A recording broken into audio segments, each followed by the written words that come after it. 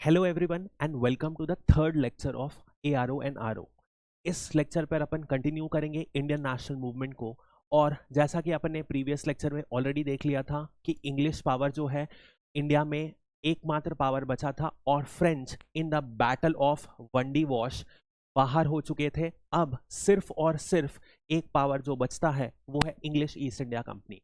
अब इस वीडियो से अपन देखेंगे कैसे ईस्ट इंडिया कंपनी फाइनली पूरे इंडिया में कैसे स्ट्रेच आउट करते हैं। तो this is going to be the major topic. अब सबसे पहले अपन बात करते हैं ब्रिटिश कंक्वेस्ट ऑफ बंगाल। तो जो बंगाल का कंक्वेस्ट हुआ दो मेजर ट्रीटीज से हुआ। सबसे पहले बैटल ऑफ प्लाजी जो 1757 में हुई and the second is battle of Buxar जो 1764 में हुआ। सबसे पहले अपन बात करते हैं बंगाल की हिस्ट्री के बारे में। तो बंगाल सबसे पहले मुगल के अंदर था। जैसे जैसे मुगल डायनेस्टी रूल कमजोर होने लग गया तो क्या हुआ, जितने भी इंडिपेंडेंट सूबेदार थे, जो पहले सूबेदार थे, वो इंडिपेंडेंट रूलर डिक्लेयर होने लग गए। ऐसा ही कुछ हुआ 1717 में जब फारुखसियार ने एक बंदे को जिनका नाम था मुर्शीद कुली खान को एक सूबेदार के रूप में अपॉइंट किया था। बट जैसे ही उन्होंने देखा कि मुगल एम्पायर कमजोर हो रहा है तो उन्होंने क्या किया, इस मुगल एम्पायर से अपने आप को इंडिपेंडेंट प्रोक्लेम कर लिया और ये खुद को राजा बना लिए। और इसी तरीके से बंगाल के मेजर नए रूलर का फॉर्मेशन हुआ। अब इसके बाद इनके जो सक्सेसर थे 1740 में अलीवर्दी खान थे और उसके बाद 1756 में सिराजुद्दौला थे। अब इन्हीं से सिराजुद्दौला के साथ ही जो होता है बैटल ऑफ प्लाजी होता है। देखते हैं अपन इसके बारे में। अब सबसे पहले अपन देखते हैं who was the commander in chief of Nawab Sirajuddaulah forces during the battle of Plassey. Battle of Plassey के बारे में अभी अपन पढ़ेंगे।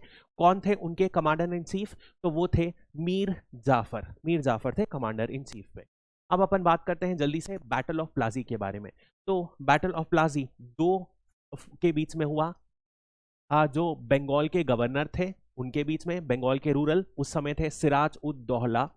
ये 1756 में अभी अपन ने देखा रूलर बने थे। सिराज का युद्ध हुआ इंग्लिश ईस्ट इंडिया कंपनी, जिसे कौन रूल कर रहा था, जिसे कौन लीड कर रहा था, रॉबर्ट क्लाइव ये लीड कर रहे थे। दोनों के बीच युद्ध हुआ जिसमें ईस्ट इंडिया कंपनी जीत गई। ऐसा बहुत सारी टेक्निक्स उन्होंने अपनाया जिसकी वजह से ये जीत गई।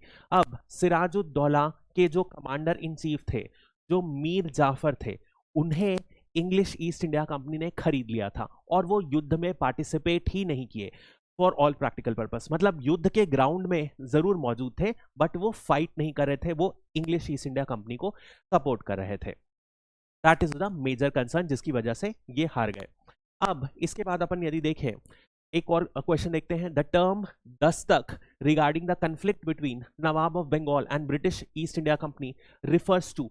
ये एक मेजर कॉज है, अपन देखेंगे दस्तक एक सबसे बड़ा कारण था जिसकी वजह से सिराजुद्दौला लगातार एजिटेटेड थे और इस हद तक एजिटेटेड थे कि वो ईस्ट इंडिया कंपनी के ऊपर वॉर तक सिचुएशन में चले गए। तो क्या होता है दस्तक? दस्तक एक तरीके से टोकन होता था। ये टोकन किसे दिया जाता था? ईस्ट इंडिया कंपनी को दिया जाता था। यदि ये टोकन है तो ये ड्यूटी फ्री ट्रेड कर सकती हैं। अब ये कैसे अपॉर्चुनिटी मिली? तो अपन ने देखा फारुखसियार जो मुगल एम्परर थे उनको इनके साथ एग्रीमेंट हुआ था 1711 में। उसी एग्रीमेंट के तहत ईस्ट इंडिया कंपनी को फ्री में ट्रेड करने बस $30,000 रुपीज दे के ट्रेडिंग राइट्स मिली थी। तो इससे ये टोकन मिलता था जो east India company free trade करती थी। बट प्रॉब्लम कहां आई? ईस्ट इंडिया कंपनी ये टोकन क्या करती थी? प्राइवेट लोगों को, यानी कि प्राइवेट सिटीजन्स जो ईस्ट इंडिया कंपनी के एम्प्लॉयज हैं या इंडिया के जो हैं, उनको भी सस्ते दाम में ब्लैक मार्केट करके बेच देती थी। इससे ये जब होता था तो जो रूलर ऑफ बंगाल है सिराजुद्दौला, उनकी रिवेन्यू, उनको पैसा नहीं मिल रहा था अपना सरकार चलाने के लिए। इस वजह से ये खफा थे और यही एक बड़ा कारण बना बैटल ऑफ प्लाजी के कारण होने का। तो क्या होता है दस्तक? A type of military fortification used by Nawab, बिल्कुल गलत। अ मुगल टैक्स इम्पोज्ड, बिल्कुल गलत। A permit granted by the Nawab to the East India Company for duty free trade. This is the meaning of Dastak. एक छोटा सा टोकन जिससे फ्री में trade कर सकते हैं। तो आंसर इज सी।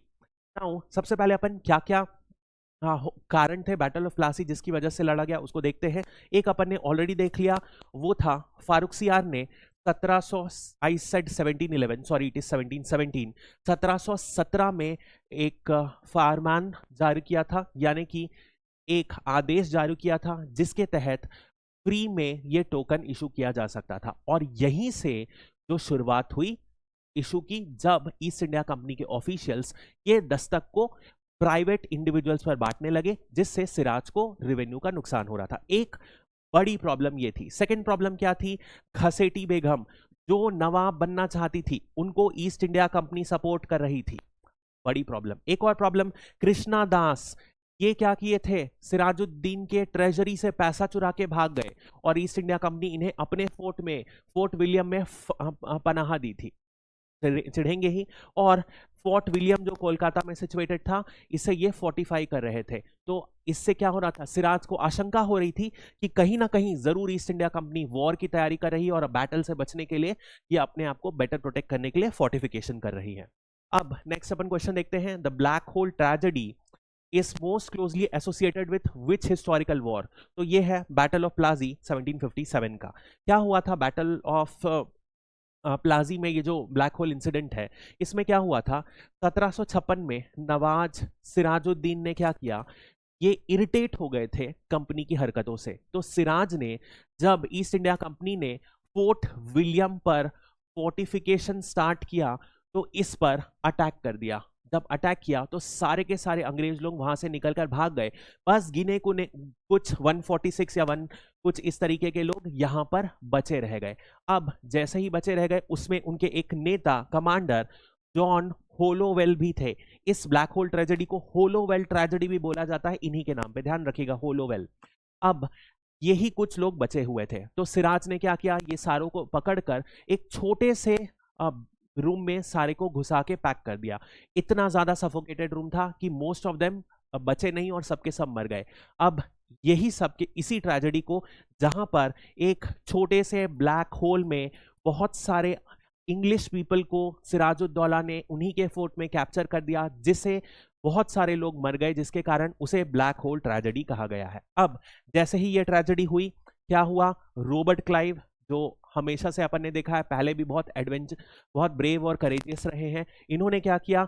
ये बंगाल पहुंच गए। और जैसे ही बंगाल पहुंचे, इन्होंने अपना जो फोर्ट विलियम था कोलकाता में, वापस इन्होंने हासिल कर लिया और यहां पर इन्होंने treaty of Ali Nagar sign करी। अब इस ट्रीटी के तहत जब भी जो वॉर हुआ, उसमें ये कैप्चर कर लिए सिराज को और उसके बाद treaty of Ali Nagar sign हुआ। अब इस ट्रीटी में बहुत हार्श कंडीशंस इंपोज थी ऑन दिस सिराज। क्या क्या कंडीशंस थी? कि आपको फोर्टिफिकेशन परमिट करना पड़ेगा, 10 तक आपको फ्री में शब को इशू करने की परमिट देना पड़ेगा। बहुत ज्यादा हार्श कंडीशंस इंपोज कर दी गई थी सिराजुद्दौला पर, इस तरीके से कि ये एक प्रोवोकिंग ट्रीटी थी। जो सिराज के पास कोई ऑप्शन नहीं था, बल्कि सिराज खुद ही आगे चलकर ईस्ट इंडिया कंपनी पर अटैक कर दे, ऐसा अरेंजमेंट बनाया गया था। और बिल्कुल ऐसा ही हुआ। परेशान होके सिराज ने ईस्ट इंडिया कंपनी पर अटैक हुआ और यहां से बैटल ऑफ प्लाजी शुरू हुआ। बैटल ऑफ प्लाजी देखते हैं कब शुरू हुआ। When did the decisive battle of Plassey occur? तो ये 1757 अपन ने देखा है। कई बार डायरेक्टली डेट पूछ लेता है, तो कुछ important battles, battle of Plassey, Buxar, इनकी डेट्स आपको याद होनी चाहिए। तो ये फॉट हुआ था 23 जून 1757 को। अब इसमें क्या हुआ? आप देखो, जो ब्रिटिश की सेना थी वो 3000 सोल्जर्स थे, वहीं पर इंडियन जो सिराज की सोल्जर थी 50,000 से ज्यादा थी। लेकिन फिर भी अपन ने देखा 3000 लोगों ने 50,000 को हरा दिया। इसका एक मेजर कारण था कि जो 50,000 सेना का नेतृत्व कर रहे थे, उनका नाम क्या था? मीर जाफर। ये ईस्ट इंडिया कंपनी की तरफ से बैटल पर उतरे थे, इस वजह से एक मेजर कारण देखा गया जिसकी वजह से सिराज हार गए। अब अपन देखते हैं next question. Which of the following is not, ध्यान रखिएगा नॉट पूछ रहा, is major consequence of the Battle of Plassey for the British East India Company? Robert Clive became the Nawab of Bengal। ये स्टेटमेंट गलत है। नवाब of Bengal पहले कौन था? सिराज। जब ये बैटल खत्म हुआ तो सिराज को मार दिया गया और इन्हीं के जनरल मीर जाफर नए नवाब बन गए। ठीक है, तो Robert Clive governor of Bengal बनते हैं, लेकिन रूरल नहीं बनते हैं। Establishment of British political and military in Bengal, ये सही स्टेटमेंट है। Significant increase in the company's territorial position and revenue, ये भी सही बात है, युद्ध जीते हैं तो पैसा तो मिलेगा ही और आगे भी मिलेगा। फिर weakening of the French influence in the region, ये अपन देख चुके हैं। थर्ड एंग्लो फ्रेंच वॉर इसी समय लड़ रहे थे और यहां से भी ये वीकन आउट हो रही थे सिचुएशन। तो इनकरेक्ट पूछा है तो A would be the answer, Robert Clive. तो रॉबर्ट क्लाइव क्या बन गए? Governor of Bengal. वहीं मीर जाफर बन गए नवाब ऑफ बंगाल, ठीक है। और यहां पर फ्री ट्रेड इंपोज कर दिया गया बंगाल पर। उस समय का बंगाल 3 स्टेट्स था, बंगाल, बिहार और उड़ीसा, तीनों के तीनों स्टेट्स पर फ्री ट्रेड इंपोज कर दिया गया। और after the battle of Plassey British company emerge as the supreme power. देखा है अपन ने तीनों के तीनों वॉर के बाद फ्रांस भी यहां से वाइप आउट हो चुका है पिक्चर से, वनडी वॉश खत्म हो जाता है, तो सिर्फ और सिर्फ एक यूरोपियन पावर इस समय तक बचता है, वो है English East India company. Next अपन बात करते हैं बैटल ऑफ बक्सर, 1764 के अक्टूबर में फाउट हुआ गया। अब यहां पर क्या हुआ, फिर से जब मीर जाफर यहां पर आए तो इन्हें नवाब तो बना दिया गया, लेकिन कोई भी पावर था नहीं, क्योंकि हर काम पे इन्हें क्या था, कंपनी की परमिशन लेना पड़ता था, पैसा बहुत ज्यादा कम हो गया। इस वजह से प्रॉब्लम क्या हुई, ये अच्छे से रूल को नहीं कर पा रहे थे। वही प्रॉब्लम कोर्ट में भी थी, जैसा अपन ने देखा था, उनके कोर्ट में, सिराज के कोर्ट में भी लोग ऑब्जेक्ट करते थे, यहां पर भी ऐसा हुआ, इनके अगेंस्ट लोग एक्टिविटीज करने लगे इनको हटाने के लिए। एक सच एक्टिविटी शाह आलम II, ये मुगल एम्परर थे, वो चाह रहे थे कि इनको हटा के ये यहाँ के रूलर बन जाए। तो इस वजह से क्या हुआ, जाफर ने क्या किया, अपने रिलेशन को, अपनी पोजीशन को स्ट्रेंथन करने के लिए ये डच के साथ बैठकर ट्रीटी करने लगे। और इसी मुद्दे को देखकर क्या किया, English East India company threaten होने लग गई कि ये जो है भैया ये गड़बड़ आदमी है।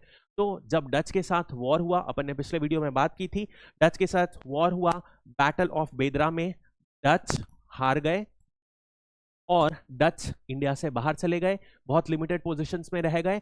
और उसी बीच क्या हुआ, इसे भी हटा दिया गया, बोले ये गड़बड़ आदमी भैया इसे हटाओ। तो मीर जाफर को मीर कासिम से रिप्लेस कर गया और कासिम बन गए नए नवाब। नेक्स्ट क्वेश्चन देखते हैं, where did Mir Qasim shift the capital of Bengal during his rule. तो अभी कासिम के समय कहां पर कैपिटल था, मुर्शिदाबाद कैपिटल था।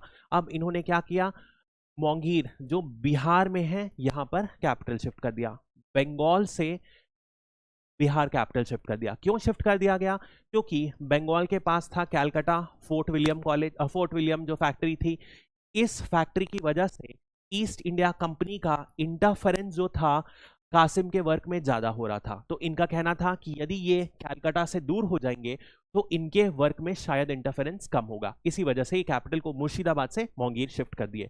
तो आंसर वुड बी मोंगीर। अब यदि अपन देखें मीर कासिम को, तो भैया ये ना बहुत he able and efficient ruler थे। अब ये जैसे ही वापस आए ना, तो इन्होंने अपना रुतबा दिखाना शुरू कर दिया और अपनी इंडिपेंडेंस को असर्ट करना शुरू कर दिया। जैसे कि एक अपन ने ऑलरेडी देख लिया, इन्होंने अपना कैपिटल को शिफ्ट कर दिया। दूसरा इन्होंने क्या किया, आर्मी और ब्यूरोक्रेसी, मतलब जितनी भी सिविल सर्विसेज हैं उनको मॉडर्नाइज करना शुरू कर दिया। इन्होंने अपनी अथॉरिटी दिखाना शुरू कर दिया इंग्लिश के सामने। एक मेजर जो इन्होंने काम किया वो ये था कि इन्होंने जो दस्तक का इशू अपन ने देखा, जो फ्री टोकन्स थे, ये क्या करते थे, ये ईस्ट इंडिया कंपनी वाले लोग बेचते थे।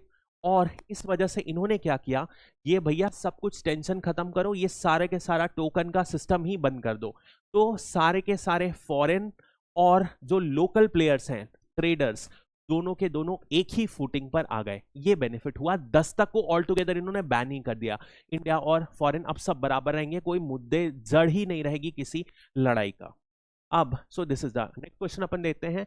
इन a battle of Buxar 1764 Nawab Mir Qasim of Bengal formed an alliance against the British East India company with which of the following. Shuja ud Daula, ये सही है, एंड राजा ऑफ जयपुर गलत, शाह आलम II ये भी सही है, एंड मराठास गलत। तो answer would be this and this, Shuja ud Daula and Shah Alam II, answer है सी।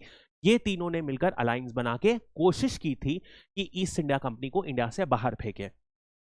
अब ये कौन थे, शुजा उद दौला कौन थे, ये थे नवाब ऑफ अवध। वहीं पर शाह आलम II थे, कौन थे, ये तो मुगल एम्परर थे। ठीक है, अब जब बैटल ऑफ बक्सर फॉट हुआ तो ये तीनों ने मिलकर ईस्ट इंडिया कंपनी के साथ लड़ा और ईस्ट इंडिया कंपनी में मेजर मुनरो थे जो लड़े। अब इसमें भी ये हार गए। अब आप सोच लो, यहां से दिखाई दे रहा है कितने स्ट्रांग हो चुके हैं सारे के सारे जो यूरोपियन पावर्स हैं।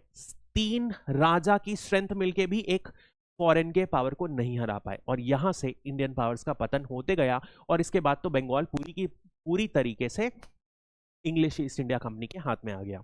तो नेक्स्ट अपन बात करते हैं battle of Buxar 1764। A decisive victory for British East India Company ultimately resulted in direct annexation of Bengal. नहीं, डायरेक्ट अनेक्सेशन नहीं हुआ था, देखेंगे अपन क्यों। The reinstatement of Mir Qasim, नहीं ये भी गलत है। मीर कासिम को तो मार दिया गया था इस युद्ध के बाद। किसे रिस्टोर किया गया? मीर जाफर को वापस से ला दिया गया। ये वही मीर जाफर हैं जो 1757 के बाद इन्हें लाया गया।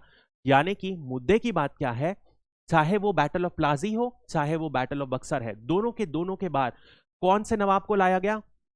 मीर जाफर को रिस्टोर किया गया। बहुत इंपॉर्टेंट चीज है, ठीक है। So second is also wrong. The partition of Bengal between the company and the nawab of Awadh, बिल्कुल गलत है। And the treaty of Allahabad granting significant concession to the company, यही है। तो जब ये बैटल खत्म हुआ बक्सर का, एक ट्रीटी साइन हुई, ट्रीटी ऑफ इलाहाबाद 1765 की, ठीक है। अब अपन बात करेंगे ट्रीटी ऑफ इलाहाबाद की। सबसे पहले हारने वाले को क्या देना पड़ता है? पैसा।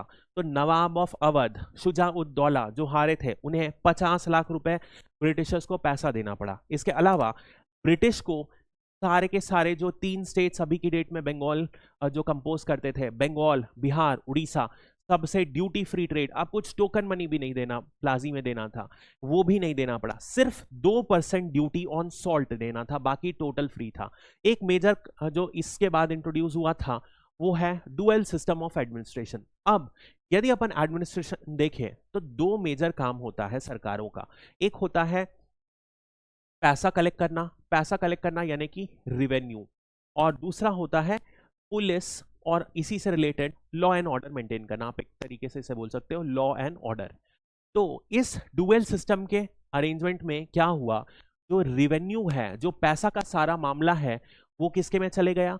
वो ईस्ट इंडिया कंपनी अब खुद पैसा कलेक्ट करेगी ताकि ज्यादा से ज्यादा एक्सट्रैक्ट कर सके। बट जो लॉ एंड ऑर्डर है वो किसके पास चले गया? वो जो नवाब है वो मेंटेन करेगा।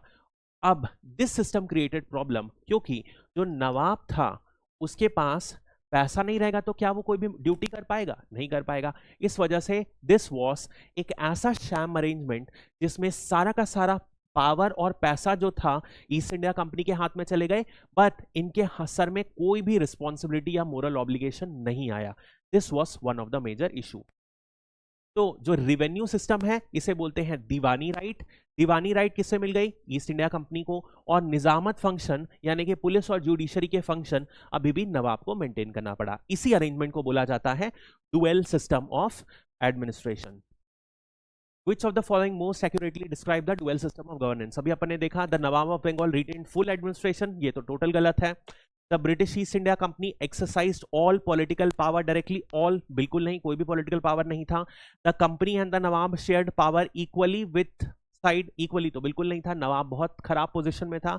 The company held the right to collect revenue, diwani right, and exert indirect influence while the Nawab nominally retain the administrative and military responsibilities. Nizamat, वही दीवानी और निजामत की बात कर रहा है, जहां निजामत की राइट नवाब को दिया गया और रेवेन्यू कलेक्शन राइट यानी कि दीवानी किसको दिया गया? ईस्ट इंडिया कंपनी को। तो इसका आंसर डी होगा। So next will be talking about, next अपन कॉन्क्वेस्ट बात करते हैं मैसूर का कॉन्क्वेस्ट। बंगाल अब ईस्ट इंडिया कंपनी के टोटल कब्जे में था after the 1764 battle of Buxar and treaty of Allahabad. Next अपन बात करते हैं 4 एंग्लो मैसूर वार लड़े गए, इसी के बाद मैसूर का एनेक्सेशन हो गया और इस पर सब्सिडरी अलायंस इंपोज कर दी गई थी। तो सबसे पहले द फर्स्ट एंग्लो मैसूर वार था जो कब से फाउट हुआ? 1767 से लेकर 69 के बीच में फॉट हुआ।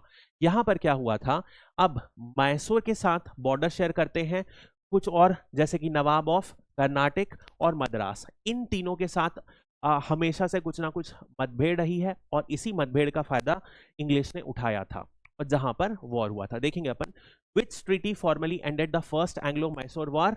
तो ये ट्रीटी का नाम है treaty of Madras. So next we will talk about who formed an alliance with the British East India Company against Mysore in the first Anglo Mysore war. तो यहां पर क्या हुआ था, ईस्ट इंडिया कंपनी ने बहुत ही चालाकी से एक अलायंस इंडियन रूलर्स का बनाया अगेंस्ट द मैसूर के हैदर अली के अगेंस्ट। तो ये थे कौन कौन थे, निजाम ऑफ हैदराबाद और मराठास, ये दोनों के साथ मिलके अलायंस बनाया। तो this versus East India company, this plus East India company fought a war with Mysore. तो Nizam of Hyderabad formed an alliance with Marathas, ठीक है, और बाद में इसे ईस्ट इंडिया कंपनी ने भी ज्वाइन कर लिया। हैदर अली सक्सेसफुली परसू, लेकिन हुआ क्या कि जैसे ही ये वॉर होने वाला था तो हैदर अली ने साइड्स को स्विच करवा दिया, मतलब कि हैदराबाद और मराठास को अपने साइड में ले लिया। इस वजह से ये वॉर कोई मेजर कंक्लूजन पे नहीं आया, चलते रहा और फाइनली लोगों को लगा कि कोई कंक्लूजन नहीं आएगा तो एक विराम पे आ गया। ना इंग्लिश जीते ना मैसूर जीता under Hyder Ali. Treaty of Madras sign हुआ 1769 में, जिससे ये फर्स्ट वॉर खत्म हो गया। कोई भी साइड्स को मेजर विक्ट्री नहीं मिली। नेक्स्ट अपन बात करते हैं सेकेंड एंग्लो मैसूर वार। अब जब ट्रीटी ऑफ मद्रास थी उसमें एक मेजर प्रोविजन ये था कि यदि ब्रिटिश और मैसूर के बीच में कोई भी थर्ड पार्टी इन दोनों में से किसी को भी अटैक करे तो दूसरा पावर हेल्प करने आएगा। तो बाद में ऐसा हुआ, जब मैसूर को मराठास और हैदराबाद ने मिलकर अटैक किया तो ब्रिटिशर्स इन्हें हेल्प करने नहीं आए। तो हैदर अली ने बोला आपने ट्रीटी ऑफ मद्रास को वॉयलेट किया है, इस वजह से हैदर अली आगे से जाकर अटैक कर दिए इंग्लिश ईस्ट इंडिया कंपनी पर।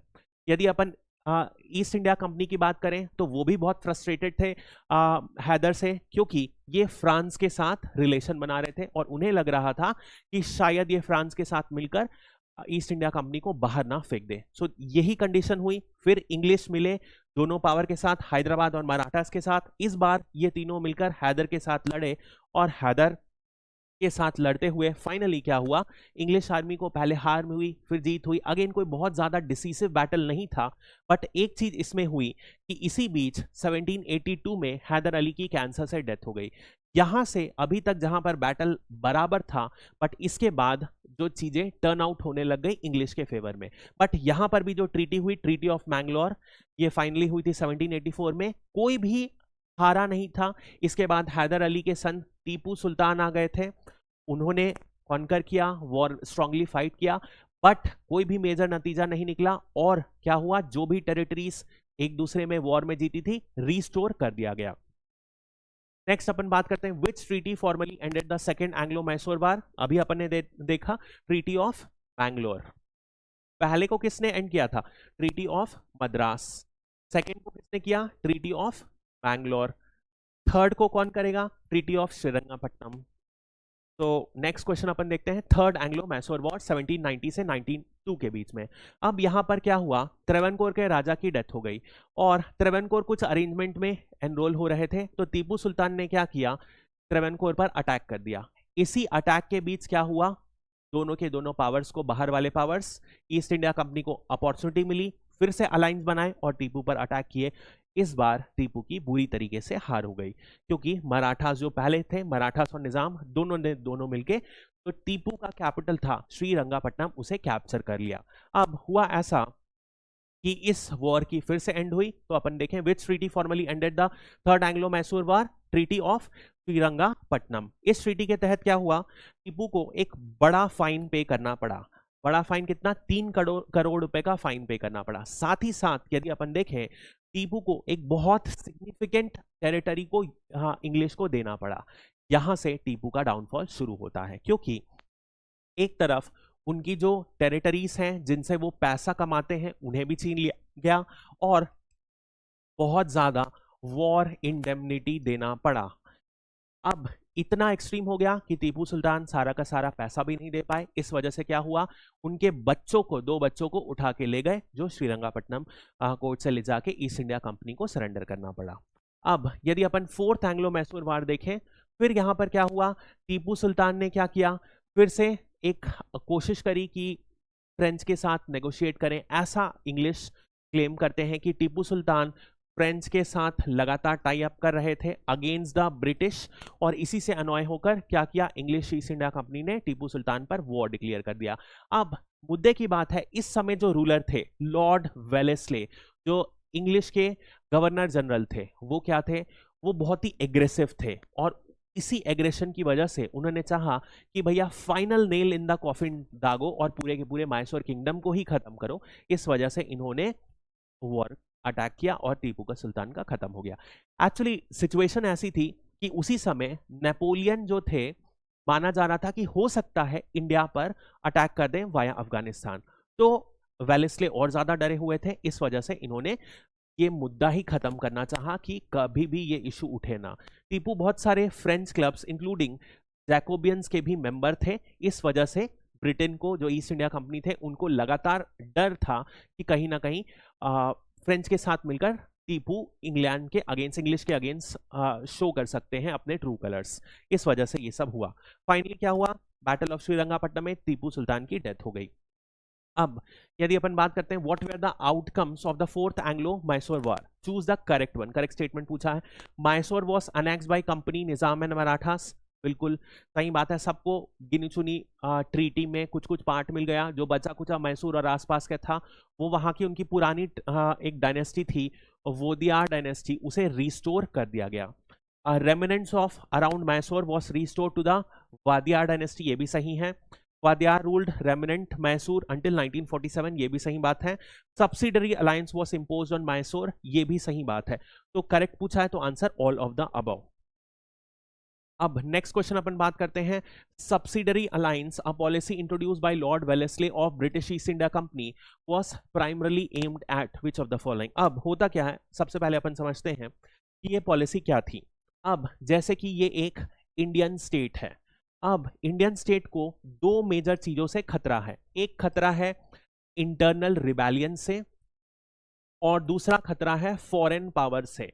तो जो ईस्ट इंडिया कंपनी आई, इन्होंने बोला हम आपको ये दोनों चीजों से सुरक्षा देंगे। कैसे देंगे, हम अपने सोल्जर से आपको प्रोटेक्ट कराएंगे, बट इसके बदले में, इस प्रोटेक्शन के बदले में आपको हमें पैसा देना पड़ेगा, नंबर वन। दूसरी चीज, आपको एक ब्रिटिश का रेसिडेंट हमारे कोर्ट में परमिट करना पड़ेगा, यानी कि ब्रिटिश का एक रेसिडेंट इस स्टेट के कोर्ट में मौजूद रहेगा, जो उनकी गतिविधियों में ध्यान रखेगा कि कहीं ये ब्रिटिश इंटरेस्ट के अगेंस्ट तो नहीं हो रहा है। और बदले में इस स्टेट को पैसा तो देना ही पड़ेगा, बट एक एग्रीमेंट साइन करना पड़ेगा कि ये कोई भी फॉरेन पावर के साथ ऐसा कुछ एग्रीमेंट नहीं करेंगे जिससे ब्रिटिश इंटरेस्ट थ्रेटन हो सकता है। This is the meaning of subsidiary alliance. तो देखते हैं, स्टैब्लिश डायरेक्ट ब्रिटिश कंट्रोल, बिल्कुल गलत।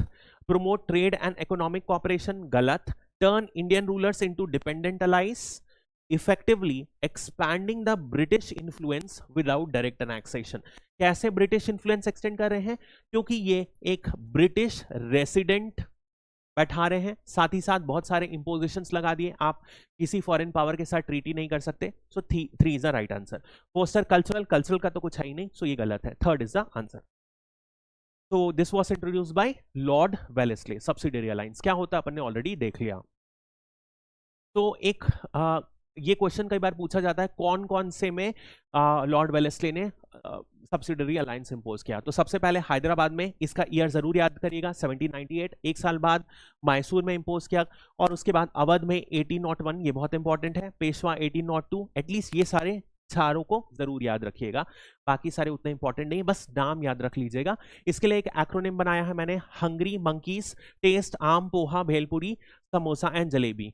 H यानी कि हैदराबाद, मंकी यानी कि मैसूर, टी से तंजावुर, आम अवध, इस तरीके से है। आप जरूर देख लीजिएगा, इसे याद करने के लिए ये एक एक्रोनिम आप यूज कर सकते हैं। तो नेक्स्ट अपन देखते हैं, यदि एक समअप कर देते हैं सारे एंग्लो मैसूर वॉर का। 4 एंग्लो मैसूर वॉर हुए, सबसे पहले 1767 से 69, सेकंड 80 से 84, थर्ड 90 से 92 एंड लास्ट 1799 में। पहला वॉर किस किस से एंड हुआ, ट्रीटी ऑफ मद्रास से। सेकंड हुआ ट्रीटी ऑफ मैंगलोर से। थर्ड हुआ ट्रीटी ऑफ श्रीरंगापट्टनम से। एक और क्वेश्चन इसी से रिलेटेड आते हैं, या ब्रिटिश गवर्नर कौन कौन थे। तो लास्ट वाले में 1799 वाले में अपन ने देखा लॉर्ड वेलेस्ले। थर्ड वाला जो 1792 के आसपास था, वहां लॉर्ड कॉर्नवालिस थे। उसके पहले वॉरेन हेस्टिंग थे सेकेंड में, और फर्स्ट में थे लॉर्ड वेरेल्स्ट। यदि आपके पास टाइम की कमी है, याद नहीं हो रहा है, तो पूरे के पूरे वॉर में एटलीस्ट ये सारी इंफॉर्मेशन को जरूर याद कर लीजिएगा. This would suffice you for most of the questions in exam. That's all for this topic. Thank you.